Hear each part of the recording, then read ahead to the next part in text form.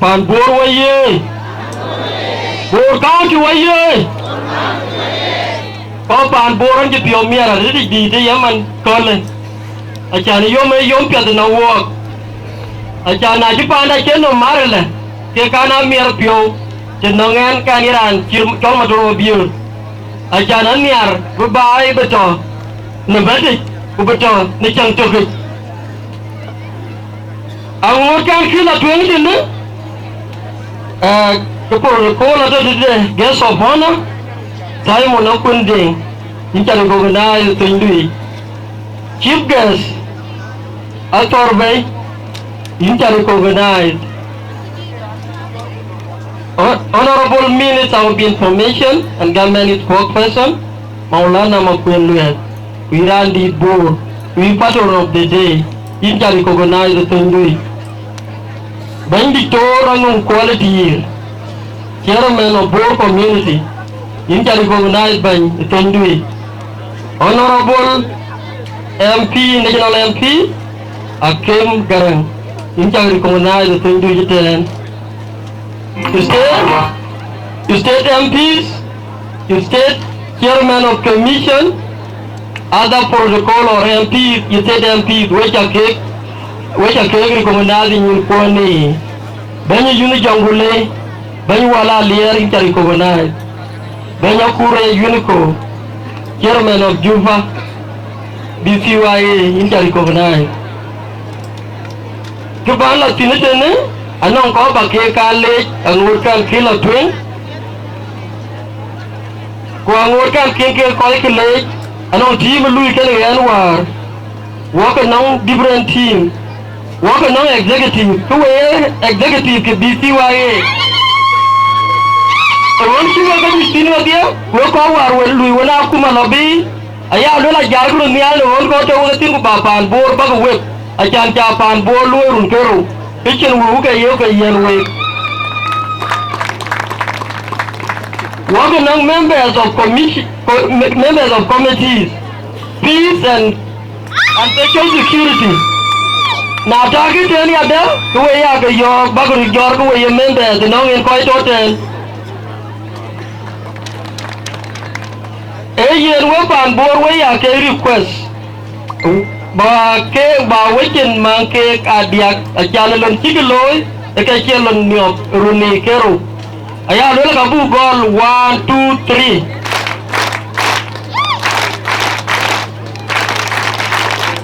ayen togoron alla bala tilitini dan bakale jawel le makam bor community yen mudi torango ban yin jale ne ko chin ko wone leadership ko chin ko wone bai ayo wan le winton ban ngong ya da ba bia chi lui wone yen e lor war yin wo ko ena chu nim lia ko lo no ni ko lo ga ko lo ke sol amika boli ra le ro yen ba le ji ne e guru mu ku ra wo ai ko ko ni gil bai ban ku wone tindu the chimney still wala ke aya lola ye we chanke we ta do le ne lon pia chag lol ye we to wala ko ni on ko an pur pan yen lo na dia ju ton we bagalo ni twen wala banje di da pia ko ba ke le ji ne ai bangi payamat of pai payamo Bor county ena target ga lola jakuru ne won ko te we ti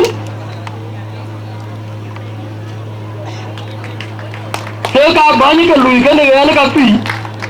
ko ka lui ari da chan ke ka ke chawa bu kul de ren ke chawa de kul rande yen ba leji tin a koi ke diaspora mi ke pal bor to pinya Europe Canada US Australia a ko jari ke ne matam a bi support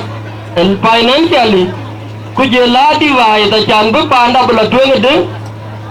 ke chi ke ga wo kun ko ya lo la we ja ke le we ko dai ban we mi ke pan bor to pin to ko ben BCYA-Bor e wo do le je ko la dia ke we ban je di dia ke ben dia ke lo ke support rande yin ba le ji ne our former commissioner ban ma charun go honorable Jimmy Torku Benjamin na to den kin jara ni al ko pan bor wet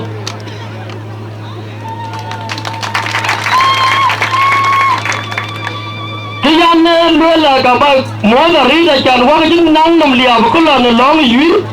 guru ba ka chiaro anang guru mi la ka guru ma yare na guru mi chol jaro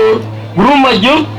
wala chen ma dal ti da che ko ba bi lui ka guru ka lui ka reconcile ko mer chin ka wo ko wa ma tam BCYA a guru mo bor ka on ti yu ma ne e ya guru to a churi go recognize yen ko ke lui a piat te ka ya ne ni chol be pan bor bi di anyi ran ko ba ka ya le ja krai ko ki yi si man mer chairman anyin ma ku ke banyanyal with your team we ja ke le ekune acha ja te ke ja re pour duer ki we a duer loi e wo mi pio ko wa ye pan bo aya lo la pan boda aya lo la ko je a duer loi mang wa chin ke ka dia achan bu ke we na be ra de ke ni loi cool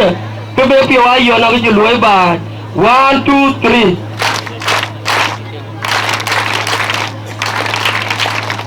ayen ka chuma ta ma ke lo ya ba ke gala wala na ba BCYA-Bor lui ne ka ju te tu ngene ke loy e rom kana bor 2021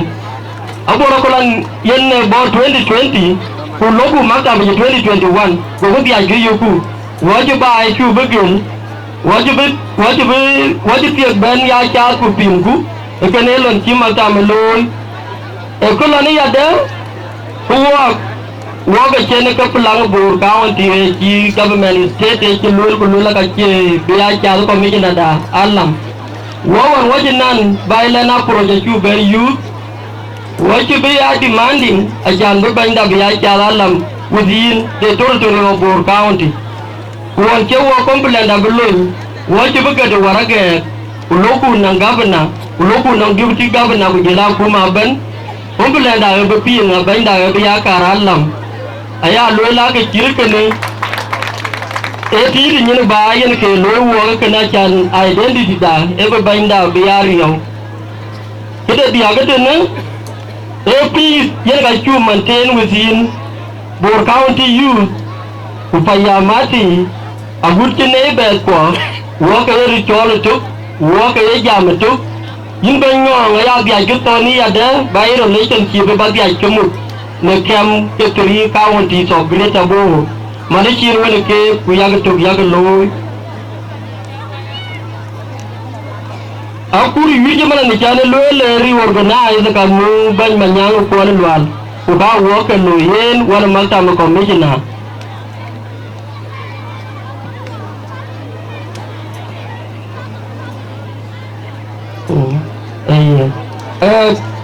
I can with time interest because I work fair in the office. A matam koi a matam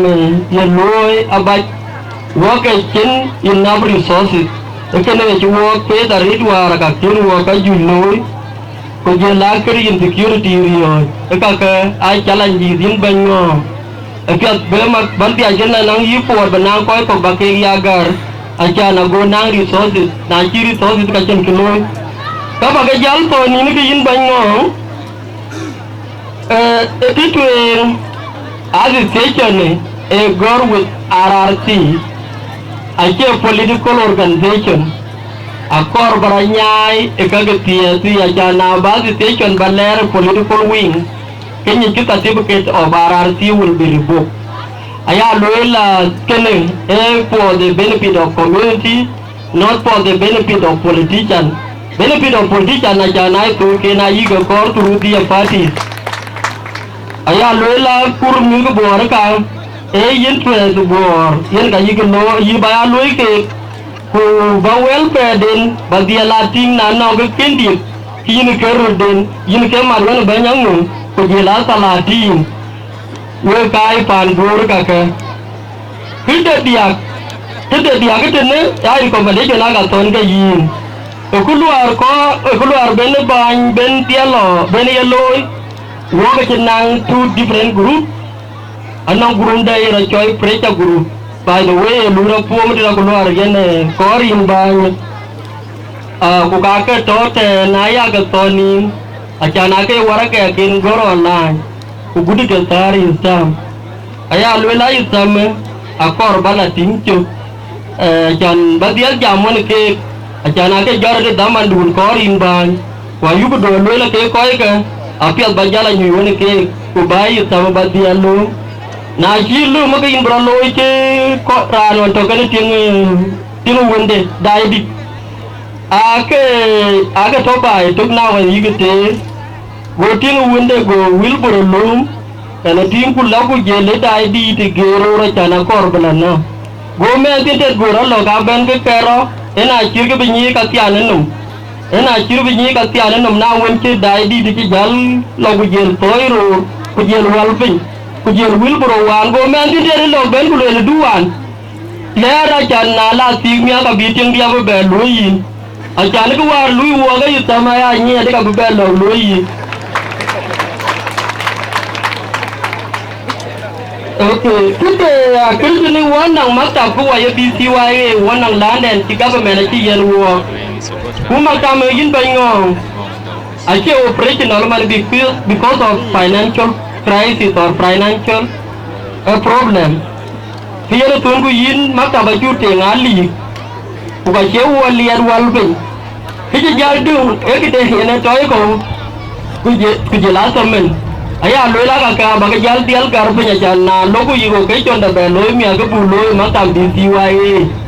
ke ne ke sana matam dui ba dia loy we ya kun bu loy ya da report ne ke IEC yin bango wo je ba nya chu kan penye kun ani thing related to UC yin ka be jala en dol woni ke rupon ke program ki ke dia loy